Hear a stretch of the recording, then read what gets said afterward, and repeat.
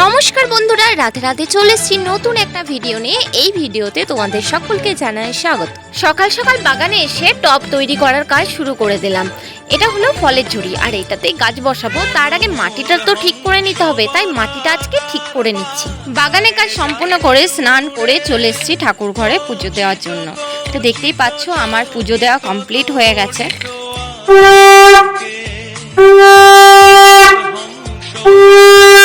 আজকে মা কি রান্না করেছে সেটা চলো তোমাদের সঙ্গে শেয়ার করি। ভেন্ডি কিন্দুরি ভাজা, তারপর ছিল মুসুর ডাল, এদিকে ছিল শুক্তো, ঝিঙে, সর্ষে, আলু মাখা, মানে আলু সেদ্ধ মেখেছিল মা। তারপর ছিল ডিমের কারি, বাঁধাকপির তরকারি আর পাঁঠার মাংসর ঝোল। তো অল্প মাংস, তো পাঁঠার মাংস বেশি পাইনি, তো সেই কারণের জন্য ডিমটা করেছিল। যাই হোক, ভিডিওটা যদি ভালো লাগে অবশ্যই লাইক কমেন্ট শেয়ার করে দিও। দেখা হচ্ছে নেক্সট ভিডিওতে। টাটা।